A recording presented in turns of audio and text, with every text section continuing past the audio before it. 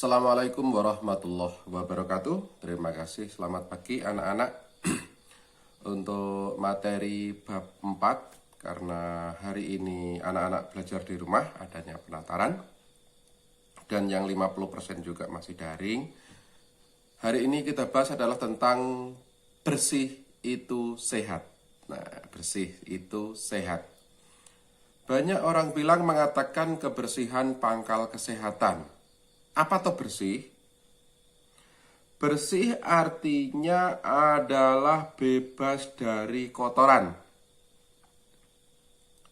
Bersih artinya bebas dari kotoran. Kenapa bersih itu dikatakan sebagai bersih itu sehat? Jadi bersih itu sebagai awal dari sebuah kesehatan. Karena pada umumnya penyakit bersumber pada tempat-tempat yang kotor. Contoh, tempat sampah. Itu adalah tempat yang kotor. Banyak penyakit di sana. Banyak pengurai, banyak lalat, dan banyak barang-barang busuk yang menimbulkan penyakit di sana. Nah, Islam sendiri ada sebuah hadis mengatakan an-nadzafatu satrul iman. Kebersihan sebagian dari iman. Iman itu apa toh? Yakin atau percaya. Kita bisa percaya dan kita bisa yakin bahwa kebersihan itu adalah baik untuk kehidupan kita. Makanya Islam sangat menyukai kebersihan. Nah, Islam sehingga sangat mementingkan kebersihan ini dalam kehidupan kita. Islam identik dengan kebersihan, kesucian juga. Jadi sekali lagi, kebersihan sebagian dari iman, maka Islam sangat mencintai kebersihan. Nah, Rasulullah SAW sendiri mengutamakan yang disebut kebersihan. Beliau selalu mandi, gosok gigi, menyisir rambut, potong rambut dan kuku dan sebagainya. Kenapa beliau selalu menjaga kebersihan? Karena beliau memprioritaskan orang lain, sehingga kebersihan itu menjadi nyaman terhadap orang lain dan tidak mengganggu orang lain. Anak-anak bisa bayangkan jika anak-anak sehari tidak mandi, pergi jamaah, kasihan dong teman dekatnya. Jangan-jangan berangkat jamaah ke musola, baunya bau keringat. Begitu ya. Yang pertama, dari awal kita sudah mengenal kebersihan sebagian dari iman tadi. An-nadzafatu satrul iman. Sekarang, apa saja yang perlu kita jaga kebersihannya? 1, kebersihan diri. Jadi diri itu ya diri kita. Kita harus menjaga kebersihan diri kita. 1, mandi 2 kali sehari. Jangan 2 hari sekali. Mandi 2 hari sekali. Lengkap. Mandi lengkap itu termasuk gosok gigi. Termasuk pakai sabun.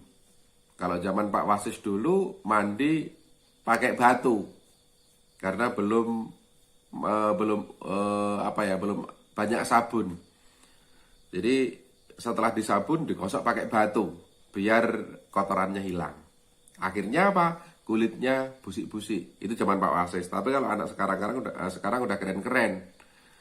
Sabun ada camai, ada sabun sulfur, walah malah banyak. Kalau dulu cuman ada sabun Anita sama batu. Itu dulu. Mandi pakai sabun, gosok gigi pakai odol, jangan kebalik. Mandi pakai odol, gosok gigi pakai sabun, nggak boleh kebalik ya. Terus kebersihan diri juga keramas 2 hari sekali.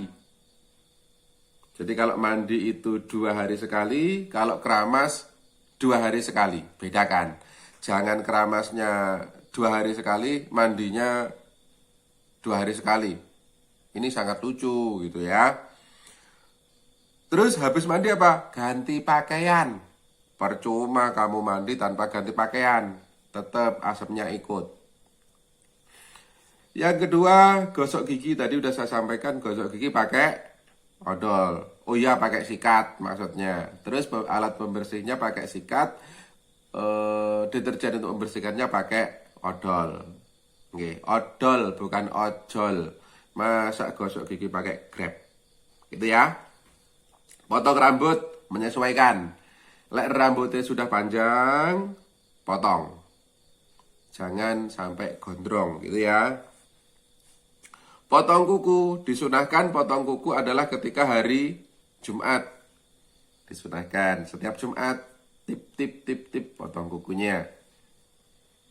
Bukan kalau potong kue itu 1 tahun sekali aja. Masa potong kue seminggu sekali, potong kuku setahun sekali? Nggak bisa dong. Kukunya udah kayak mak lampir nanti.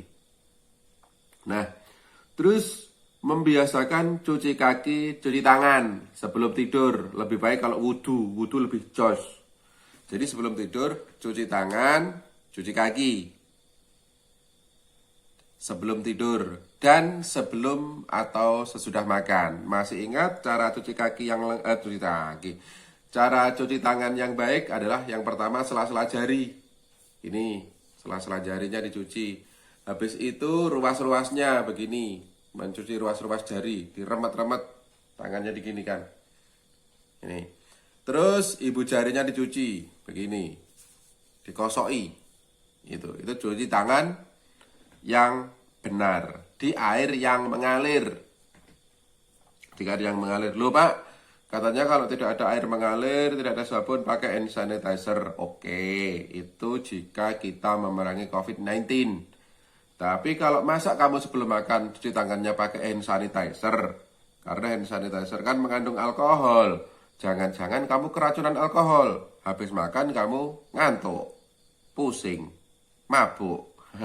Ya, jadi kalau sebelum makan cuci tangannya pakai sabun, pakai air yang mengalir, pakai sabun. Ingat, pakai air yang mengalir. Jangan-jangan sabunan tok tanpa dicuci air. Nggak boleh, nggak bener ya. Itu cuci tangan, cuci kaki sebelum tidur, sesudah atau sebelum makan. Lupa kalau sesudah makan kenapa harus dicuci? Enggak. Kalau kamu habis makan, tangannya dicuci biar tidak kewedangan. Kewedangan itu apa? Kewedangan itu rasa panas yang ada pada tangan. Gitu ya. Nanti jangan-jangan kalau kamu nggak cuci tangan, habis itu kamu pipis, wah nanti ada yang kewedangan lain, gitu ya. Nah, itu. Terus selain kebersihan diri, yang perlu kita perhatikan adalah kebersihan lingkungan. Lingkungan itu apa toh? Lingkungan itu adalah sekitar di luar diri kita. Jadi apa ya? Wilayah di luar tubuh kita. Itu lingkungan. Contoh lantai. Lantai itu harus disapu setiap hari. Jangan nyapu lantai kapan? Saelinge Pak. Enggak bener itu. Every day, setiap hari disapu lantainya. Gitu. Terus barang-barang rapikan, bersihkan. Biar antara ruang tamu, rumah, dan gudang ada bedanya. Gitu ya. Terus bersihkan jendela, kaca, ventilasi. Ventilasi itu apa Pak? Ventilasi itu tempat sirkulasi udara. Sirkulasi itu apa Pak? Pertukaran. Jadi ventilasi itu dalan angin. Gitu ya. Biar anginnya bisa keluar masuk rumah kamu tertukar. Anginnya jadi segar, anginnya tidak sumpek. Itu namanya ventilasi. Halaman juga bersihkan. Sapu halaman, bersih, sehat. Gitu ya. Kamar mandi juga. Kamar mandi dibersihkan. Itu apa? Kolah air, bak air itu dibersihkan. Pak lah mengetel, pakai HCl. Kuas dengan HCl nanti dibersihkan. Mudah, gitu ya. Terus membuang sampah pada tempatnya. Ingat, setiap hari kita selalu menghasilkan sampah. Apalagi sekarang banyak sampah-sampah yang non-organik. Contohnya plastik. Gitu ya. Ini harus kita bersihkan. Kenapa harus dibersihkan, Pak? Ya biar ada bedanya rumah kita dengan tempat sampah. Rumahnya bagus, sampahnya banyak. Loh, ini tempat sampah kok bagus amat, kalau rumah kok banyak sampahnya, kan begitu. Orang nanti akan bingung. Wah, ini omah tapamuan, kan begitu. Nah, yang pertama tadi mengenal kebersihan dan kesehatan, yang kedua kebersihan diri dan lingkungan, yang ketiga adalah hadas dan najis. Maaf Pak Wasis itu sering gagap. Hadas dan najis. Hadas adalah keadaan diri yang dianggap tidak suci. Hadas ada dua, kecil dan besar. Kalau pipis, BAB itu hadas kecil, bersihkan cukup. Untuk sholat cukup dengan wudhu. Itu hadas kecil. Hadas besarnya apa Pak? Keluarnya sperma, keluarnya mani, nifas, haid. Haid dan nifas itu hanya pada cewek. Kalau cowok tidak akan haid. Gitu ya. Lah membersihkannya dengan bagaimana? Mandi junub atau mandi besar. Itu kalau hadas. Sekarang najis. Najis itu apa toh? Sesuatu yang dari luar yang mengganggu keabsahan sholat kita. Jadi sesuatu yang dianggap kotor, yang mengganggu keabsahan sholat kita. Contohnya apa Pak? Telek, pipis, atau kencing. Jadi kalau kita kencing itu membatalkan wudhu, itu kita berhadas kecil, lah air kencingnya itu najis. Jadi perlu kita bersihkan itu. Loh Pak, kalau misalnya mengenai baju Pak, pipisnya nyiprat sedikit, tetap najis. Ya, bajunya dilepas, sholat ganti baju. Itu. Jadi sekali lagi, najis adalah sesuatu yang dianggap kotor, yang mengganggu keabsahan sholat. Najis ada 3. Yang pertama mukofafah, ringan. Mukofafah itu ringan. Ini biasanya pipisnya dedek bayi yang belum makan apapun selain air susu ibunya. Yang kedua, najis mutawasitoh, najis sedang. Najis sedang atau mutawasitoh ini ada 2. Jadi sekali lagi mutawasitoh ada 2. Yang pertama hukmiyah. Hukmiyah adalah najis yang diyakini adanya, namun tidak ada bau, tidak ada wujud, tidak ada rasa. Contoh, kencing yang sudah kering, hanya tinggal puing-puingnya. Wah, ini demen kepipisan. Tempat ini dulu, ini kemarin kena kencing. Berarti itu diyakini di situ tempat kencing. Nah, itu cukup dengan disiram air, dibersihkan. Berarti kalau kamar mandi kamu ada bau kencing, berarti itu perlu dibersihkan juga, biar tidak ada najis. Terus, hukmiyah. Yang kedua, ainiyah. Aini itu bisa dilihat oleh mata. Ainun itu mata. Najis yang bisa dilihat oleh mata. Contoh genangan kencing, telek, itu bisa kita lihat langsung.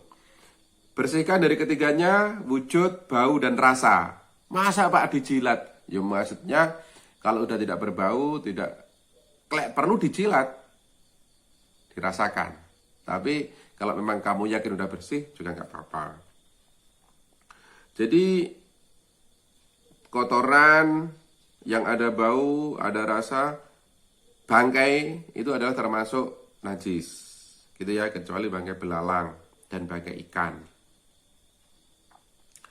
Yang ketiga, najis berat atau mughaladoh. Ini yang sekarang kadang-kadang anak-anak itu luar biasa membuli temennya. Apa kamu? Nggak usah deket-deket, najis mughaladoh. Nggak boleh. Temennya bukan najis. Gitu ya. Najis mughaladoh hanya ada 2, yaitu anjing dan babi. Gitu. Dijilat anjing, liurnya anjing, najis. Babi juga. Loh Pak, katanya babi itu najis. Iya, katanya babi itu haram. Iya, kok ada Pak Yai melihara anaknya? Iya, nggak apa-apa. Anaknya Pak Yai maksudnya, bukan anaknya babi. Gitu ya. Ini adalah anekdot atau lucu-lucuan. Babi haram, tapi ada Pak Yai, ada Pak Ustadz memelihara anaknya. Iya, anaknya Pak Ustadz maksudnya, bukan anaknya babi. Itu. Jadi cara mensucikannya adalah dicuci 7 kali, salah satunya pakai tanah. Dicampur dengan tanah yang suci. Tanah atau pasir gitu ya, untuk mensucikannya. Jadi itu anak-anak materi hari ini. Terus untuk mendalami itu, kerjakan Ayo Berlatih halaman 43 1-5 saja. Jadi untuk hari ini baik yang daring maupun yang masuk 50%, di halaman 43 kerjakan Ayo Berlatih 1-5. Terima kasih, tetap jaga kesehatan, jaga diri, jaga hati. Maksudnya jaga hati adalah kita tetap ingat pada Allah, bukan ingat pada Pak Wasis. Ya, tapi jangan lupakan Pak Wasis gitulah maksudnya. Jaga diri, jaga hati, kita bersama-sama cegah COVID-19. Terima kasih. Wassalamualaikum warahmatullahi wabarakatuh.